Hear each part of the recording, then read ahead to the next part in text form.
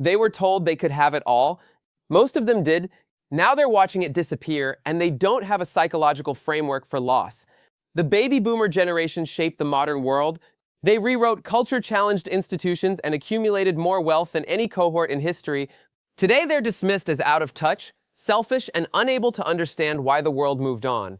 But dismissal misses something crucial. Their psychology wasn't forged in cynicism or entitlement. It was forged in an era so radically different from ours that their entire way of being makes sense.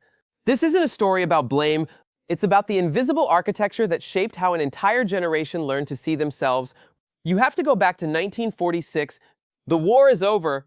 America didn't just win. It emerged as the only superpower with an intact industrial base, economic momentum that would reshape the planet. That's not metaphorical. Your parents came home. They had jobs waiting. Good jobs, union jobs that would last 40 years. Housing was cheap because developers were building suburbs at scale for the first time. A teacher or factory worker could buy a home, raise 3 kids, and retire with a pension. This wasn't fantasy. This was the actual lived experience of millions of boomer children. Their parents didn't teach them to fear scarcity because scarcity wasn't real. They taught them to expect upward mobility as a natural law like gravity. The house had a clear structure. Dad worked, mom raised you. You had sibling. The rules were clear and mostly unquestioned. You respected authority because authority had earned it by providing stability. School was the same way. Teachers were trusted institutions, worked. If you followed the rules and did the work, the system would reward you. This wasn't cynical calculation, it was observation. For boomer children, the system actually delivered. Psychologically, something profound was being encoded. A belief that individual effort correlates with reward, that institutions are fundamentally trustworthy, that the trajectory of life is upward. If you're willing to work, that security comes from stability, loyalty, and doing what you're supposed to do. These weren't lessons taught in lectures. They were absorbed through repetition, through watching parents work steady jobs, through seeing neighbors prosper. There was also something else, a sense of American superiority. The Cold War made that explicit. Communism was evil, America was good. We were in an existential struggle and we would win because we were better. This created a competitive orientation toward the world. Life was a race. Then came the 1960s. And here's where the boomer story becomes genuinely paradoxical. Because prosperity created the exact conditions for rebellion, boomers had enough resources, enough numbers, and enough freedom to question everything their parents built. Civil rights, Vietnam protests, sexual revolution, drug experimentation, the explicit rejection of their parents' values and structures. For the first time in American history, a generation with real economic power could challenge the establishment. But here's what people miss about this rebellions. It wasn't rooted in nihilism. It was rooted in a different kind of idealism. Boomers didn't reject the belief that individual action matters. They rejected the idea that authority should tell you what to do with that power. They still believed they could change the world. They just wanted to change it on their own terms. Find yourself, do your own thing, consciousness raising, personal liberation. The 1970s boomer ethos was about unleashing individual potential, not destroying it. So the generation split. Some stayed rebellious, some got pragmatic, but almost all of them carried forward a core belief that individual effort, ambition, and choice create reality. By the 1980s, many boomers had become the thing they once criticized. They climbed corporate ladders, they bought houses, they accumulated possessions, and remarkably, they didn't experience this as hypocrisy. They experienced it as maturity, growing up, getting serious. A boomer could be anti-war in 1972 and a successful mortgage broker by 1985, and feel no internal contradiction because the underlying belief system remained constant. The material accumulation wasn't greed, at least not initially. It was tangible proof of the system working exactly as promised. You work hard, you get promoted, you buy a house, the house appreciates, you have wealth. And for decades, it actually worked this way for millions of boomers.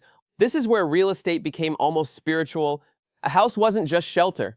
It was security, it was identity, it was proof that you'd made it. Boomers invested emotionally and financially in property in a way that younger generations find alien because younger generations never experienced real estate as universally appreciating. For boomers, buying a house was like planting a money tree. You just had to wait, but something else was happening psychologically. Success was becoming conflated with self-worth in profound ways. What you owned reflected who you were. Your car, your house, your career title, your credential. These weren't just possessions or achievement. They were identity. The car you drove said something about your character. The house you lived in said something about your value. This is the material version of the self-actualization movement. You didn't just find yourself internally, you expressed yourself through consumption. For decades, this worked. Boomers accumulated wealth, status, and comfort. The system delivered, they had earned it, they deserved it. And then the world changed in ways they couldn't control. Technology disrupted industries, they'd built entire identities, and housing no longer automatically appreciated. Pensions disappeared.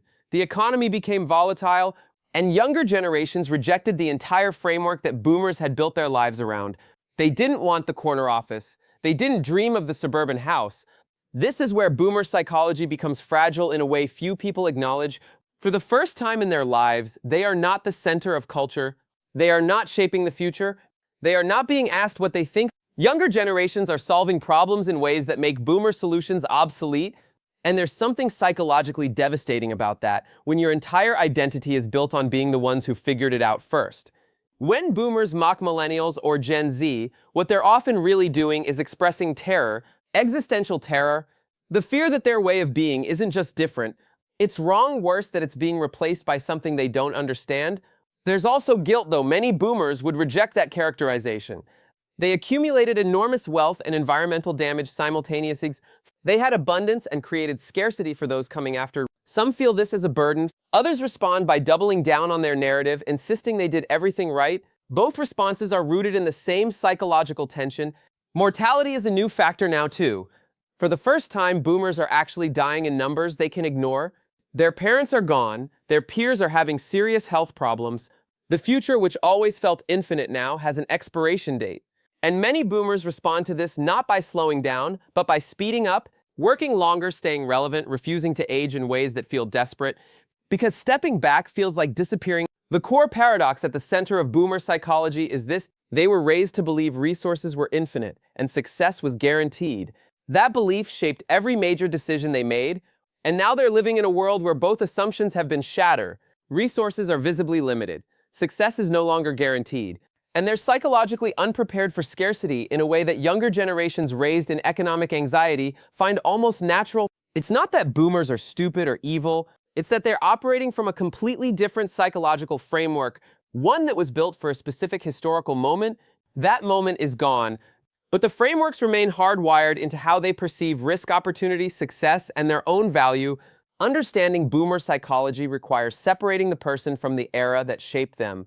They didn't choose to be born in 1955. They didn't choose to grow up in post-war prosperity. They didn't choose to come of age during unprecedented social mobility. But all of those forces shaped how their brains learned to work, how they learned to define success, how they learned to see themselves. That's not an excuse. It's an explanation. And there's something powerful in the difference. An excuse suggests they should be absolved. An explanation suggests they're human beings shaped by circumstances just like everyone else.